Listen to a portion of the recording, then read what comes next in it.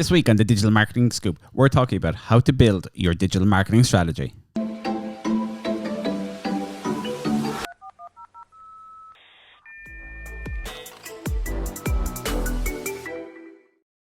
everyone, this week on the Digital Marketing Scoop, we're talking about how to build your digital marketing strategy. So that is basically, you're starting from scratch. How do I get online, build an entire strategy for my business from scratch? So we'll be done in like 2 minutes here, yeah? So if you're going to start, you need to start with knowing your customer, knowing your target market. I think doing some market research, there's some great tools out there like Facebook Audience Insights. Yeah. Amazing tool. It can tell you so much. You can literally look at one age bracket. So say even 25-year-olds or 35-year-olds or something like that. And you can see how many times they interact with an ad, how many pages they like, how many posts they like, all of this kind of stuff, as well as their interests. And, you can, it's amazing. There's so much in there. Just look it up. We'll link it in the in the show notes, but it's an amazing tool and you can really get granular with knowing what your target market is up to. Yeah. And then we have Think with Google as well is another one. It's absolutely brilliant, tracking consumer behaviors and all these marketing insights. It's another one to look up that we'll also link. There'll be a lot of links in this. Yeah, there'll be definitely a lot of links. But do you know what I thought was really interesting the other night? There was a webinar by Up She Rises, and Virginia was saying that, so who do you think Guinness's target market is? And then everyone was like, older males. And she was like, actually, who they're targeting isn't older males because they're kind of already converted. They're either converted or they're not, that kind of way. So she was saying that Guinness actually target their ads towards 25-year-old males who are, they're in between, drinking Heineken and all that kind of stuff and having all the nights out, and they're kind of trying to grow up a small bit and be that more mature man now.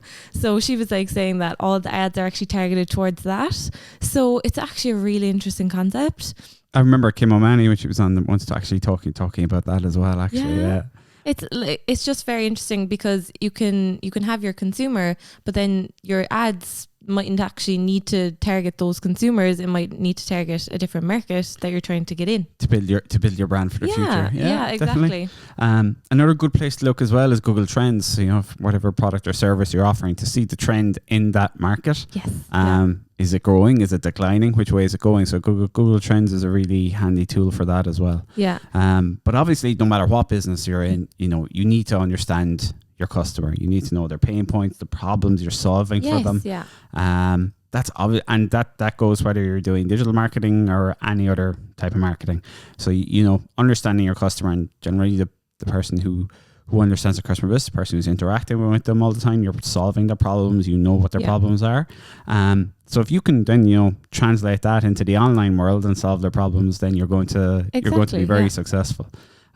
Which kind of brings us nicely onto the second point, which is establishing yourself or your brand as the expert in the industry. Yeah, creating that content. Exactly. Yeah. So I mean, you run your business, your business inside out, your product, your service inside out. It's time to share that with the world. Yeah. And when you do that, people will gravitate towards that. When you have that knowledge and you're sharing it, when it comes time for them to purchase that product or service, they're obviously going to go with the person they feel that understands them best, the person that has been online already solving the problems, the person who's been showcasing or reviewing the product or service that they're looking for. They're going to have that connection with you. They're going to have that trust with you straight away. So that type of content is very, very powerful. And obviously that can be video is obviously an amazing way to... I was going to say video is the best one because they see you and, they hear you talking and they're really connected to you. Then before they even walk into the store, they know who you are. Exactly. And of course, if you're not comfortable with video, it's obviously written, which can be great for your Google rankings as well. And audio, like a podcast here as well. So really what you want to do is, no matter what, and people think, my product or service isn't interesting. Every business has so many stories to tell. Exactly, every business has so much information that they could be sharing with their potential customer base that's going to drag them into them, basically. And every business is solving a problem. So you just need to clearly state what the problem is and how you're going to solve that for them. Yeah, like we had a client in the plumbing sector, and we're doing video content. You know, how do I save money on my gas bills in winter? Why are my pipes leaking? You know, all these really simple things for their industry that they know inside out. Yeah, but just rattle off. But that as people who need a plumber, who have no idea about the industry, they don't know about that. You know, speaking of someone who's not handy at all, learned an awful lot from those videos. Yeah, I was really interested actually as well. I was like, but it's brilliant then, because you're found. So they're searching for this problem that they have, and then your content answers their problem. Exactly. So when it comes time to purchase the product or service, of course you're going to be the person they're going to go with. You've already built a strong brand. Yeah, they think of you. Yeah. So I suppose following on with that then is, okay, you've got all this content. You're the expert in your industry. Yeah. You've created the content around it. Yeah. You've come up with your audiences. 100%. Exactly. You know who you need to get in front of. Yeah. Yeah. What do you then go and do with that content? You create an ad targeting that audience. It all comes together. Absolutely. So yeah, I mean, you know, Facebook and Instagram are fantastic platforms. If you know 25 to 35 year olds in Cork, that's my target audience. Yeah. Very easy to get in front of all the 25 to 35 year olds in Cork using, you know, Facebook and Instagram ads platform. If you know people searching for particular queries on Google are your target audience, then use the Google Ads platform to get in front of them. Yeah, exactly. Very much on the social side, be helpful as opposed to salesy. Yeah.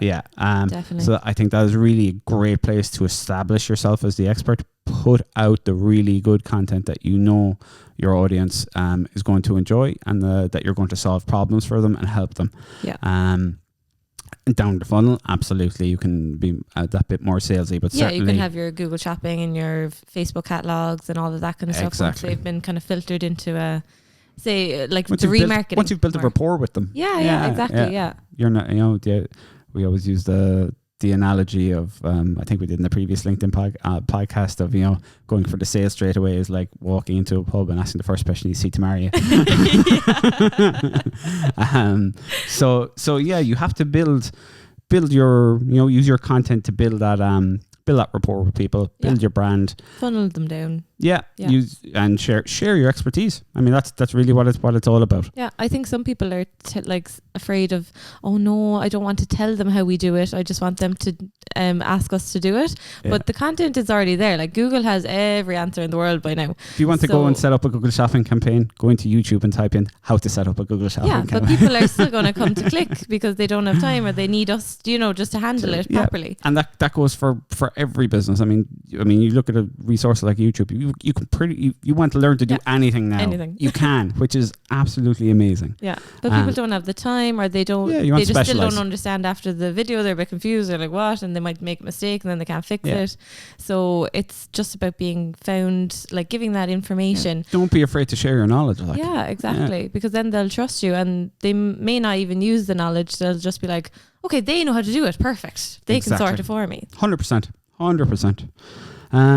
So I suppose following on, if we'll say you've used you know your audience, you know your target market, you know the questions they have, and you're creating content around those questions, and you're creating helpful content for them, and then you're using the social platforms to reach your target audience. You still want to sell at some point down the line. So if you have a product, then things like we discussed in the previous podcast, Google Shopping is absolutely amazing. And you can see the thing, if somebody has already consumed your content and then your product comes up in front of them, they already have that connection, much more likely to convert versus they're seeing the brand for the very first time. They've never heard of you before. Definitely, yeah. You know, that, and it's about making sure you're constantly helping people. They're constantly seeing your brand. You know, that association is there. They do this service or they supply this product, and you instantly think of that company. Yeah, like Abbott Lion the other night, I was flicking through Instagram stories, and they had just this gorgeous like gold neck piece, and I was like, oh, that's really nice. And then you just flick on or whatever, and then a few days later I was like, oh, I really want a gold neck piece, and I like googled gold neck pieces, and Abbott Lion was like one of the Google shopping ads, and I was like, oh yeah, them, so it really works. Like, absolutely. For someone in marketing, I shouldn't be fooled, but I was.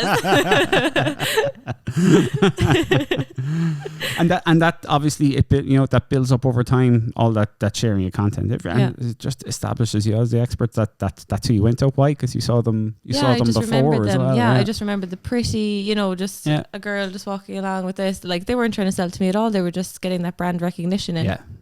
And as I say, when you do want to sell, that's when you look at platforms like Google Shopping, Facebook Catalog, on the e-commerce side. And obviously, if you're service driven, you're probably more generating leads, and you would look at Google Ads and also Facebook conversion campaigns then as well. And the great thing then as well with that is you've got all this expertise. So we'd say if you're doing video content with it, which is brilliant, but you also want to be able to leverage that expertise to get the traffic for free. So organic results in Google. So generally what we'd often take as the next step then is look into the Google Ads platform. So what keywords have been converting the best? Yeah. What products have been converting the best? If we find a really niche keyword and we're like, oh my God, 1 in 5 are purchasing. Who search this are purchasing the product. We know, okay, we want to rank organically for this keyword. Yeah. So that's, once you have that data, then start producing content around those keywords, written content around those keywords. Yeah. Exactly. Yeah. Adding the blogs to your website, creating videos about them on YouTube, embedding those videos into your blog content around that. So really, really associating lots of your content around those keywords. Yeah. There's a whole technical side to SEO as well, but really what it really comes down to is really good content and then other people linking to that content. And if you can manage that, which if you find those kind of niche keywords, it can be quite relatively easy to rank for, that can have an absolutely dramatic effect on your results. Yeah. And using your existing data from your Google ad campaigns to find out, okay, I know for a fact that I rank for, or that this keyword works for my business. Yes, exactly. Yeah. Versus, guessing, we should be ranking for this. And then it turns out you put all this work into ranking for it and it's like, oh, these don't convert to sales at all. Yeah. Nobody cares. So having that, using a Google Ads campaign to kind of get that proof, I guess, that, okay, this keyword does work very well for us. Yeah. And using that then for your SEO. Which kind of brings us nicely onto the point of testing everything. You test everything and, rework things and A/B testing and making sure that, whatever's working, do more of, and, keep going down that. 100%. Yeah. Like if I suppose specifically in the ad platforms, like you could be running, let's say on a keyword in Google, you might be running, 6 or 7 different ads, and the variance you will see in click-through rate and in conversion rate across those ads can be absolutely massive. Yeah. So if you're not testing, you're leaving money on the table basically. Yeah. I had a really strange one actually. There was these 4 similar Instagram story ads that I was running, and one is just miles ahead of the other, and it's like they're all very similar, and I was like, why is this one winning? So it's just creating more really similar to that instead, and just keep going with what is exactly working. You could have one word or one picture change, and it can make a massive difference. Huge and that's difference. The thing, as much as we do this, I always say, obviously we have a good idea what will work, but it comes down to testing. Yeah. It really, really does. You don't know what thing you're going to say, what image you're going to put out that's going to all of a sudden drive your click-through rate through the roof. Yeah. Like one of our clients the other day was like, he was reviewing the ads that I had made, and he was like, oh, Pamela, I don't think many people will click that. And I was like, we have it there and we'll see. I was like, I don't know either. Maybe they won't, but we gotta see. It. Yeah, we have to try it out. Like if you just go, oh no, they won't at the beginning, you'll never know. Yeah, I mean that's especially with your much broader traffic at the start. It is a case of testing lots of different things and seeing what works. So I suppose to surmise, in terms of building your strategy, know your customer. Yeah. Make sure you know who you want to get in front of. Establish yourself, your brand, as the expert in your industry. With all your content then, obviously use that in your social profiles, and use the Facebook and Instagram ads platform to distribute that content that establishes you or your brand as the experts to your target audience. If you're e-commerce, use things like Facebook catalog and Google Shopping then to get the products in front of those people, and hopefully you've already established yourself as the expert. So when they see the products, they're much more inclined to purchase them. Use the data from your campaigns then to influence your search engine optimization strategy. So building out your content around the keywords you actually know convert into leads and sales. And then test. Exactly. You don't know what exactly will work, so just keep testing. So hopefully that wasn't information overload. If you have any kind of questions on that, just feel free to drop us an email as well. Definitely. And we'll have lots and lots of links in the show notes below for you. Thanks for listening. That's been this week's episode of the Digital Marketing Scoop.